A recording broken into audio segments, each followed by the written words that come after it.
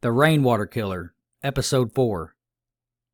When I arrived back from Oklahoma, I was already upset, having found out about 2 senseless murders in Manhattan on the drive back. I was going to be attending a funeral in a few days to 2 well-respected good people and whom I never got to meet, Paul and Rebecca Marshall. The Rainwater Killer had jacked their car after gunning them down from the back seat, but unfortunately for us, he was too smart to stay in possession of the vehicle. He ditched it. We traced the car for prints, but it had been wiped clean. However, we actually did manage to obtain some fibers from the back seat that didn't belong to the deceased, assumingly from the responsible. This was our first real good clues. Paul and Rebecca Marshall had been married for 30 years before picking up the lone hitchhiker that would go on to shoot them in cold blood. Now I had to figure out what the motive was behind the car theft. I think the motive was an obvious easy kill, considering the car wasn't used for transportation out of New York. And Derek Noble's autopsy report came back clean. That is, what was left of him. And he was gutted, of course, but there was no fingerprints on the body other than his wife's. Again, upon viewing these photos, I was nauseated. This is a serial killer like any before me. He's killing randomly, leaving behind no trace, showing athleticism and stealth in these killings, and most importantly, he's disappearing into thin air like a phantom. I sat at my desk in my newfound office, looking out the window. Droplets of rain trickled down the window pane. I wondered if he would kill again tonight when the sun set. I had grabbed the morning paper, the New York Daily News, but I hadn't read it yet. Yes, I still get the paper. I'm old-fashioned. I glanced at it and decided to give it a look. The front page read, "Mysterious and ruthless rainwater killer strikes again, claiming 2 more lives Saturday night." I finished the article, wondering how his so-called nickname had leaked to the press. It was national headlines now for sure, and the article gave my name as lead investigator.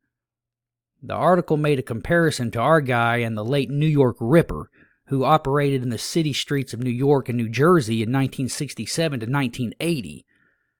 His crimes were vicious and brutal. His M.O. was killing hookers and women. Police finally apprehended him in a hotel when a young lady's cries became too loud, and authorities were alerted. But he had been on a killing spree for a decade before that. "I'll be damned if this son of a bitch goes 10 years plus undetected," I said. I tossed the paper in the trash and looked back out the window.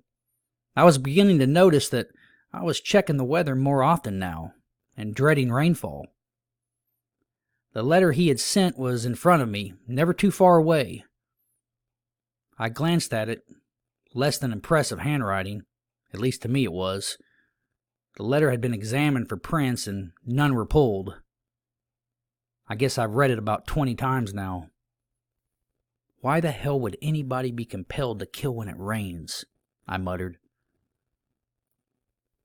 I've been up here a week and so far I'm still at square one, aside the fibers that are being analyzed.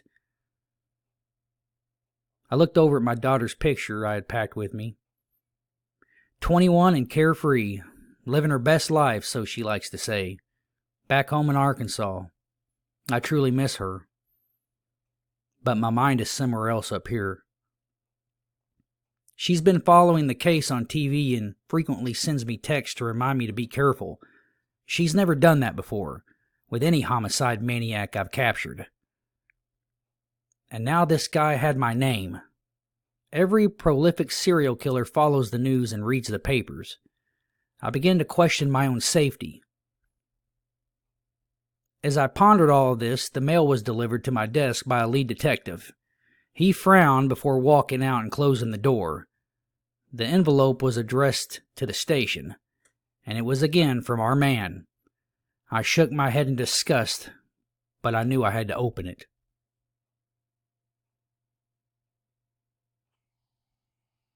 "Hello, cops. By now, you must know that I mean business in my beautiful endeavors. There's no use in trying to detect my prints from the car I stole. They were such a nice couple, but I had to disperse of them.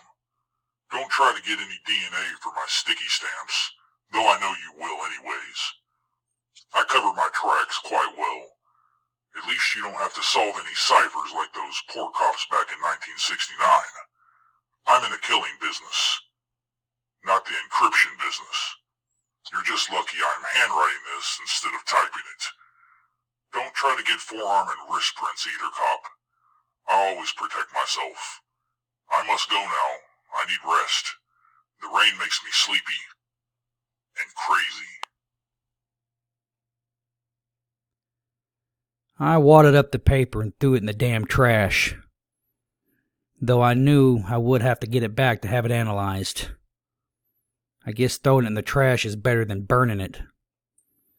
I thought about how detectives in San Francisco must have felt, receiving letters chasing a, to this day, unknown murderer in the Zodiac, of course. My guy didn't understand, though, that this wasn't 1969. This is modern day, and one slip, I would have his ass on a skillet. Before I went back to the room for the day, I wondered if he'd ever make a slip, and if so, how many more people had to die before he did.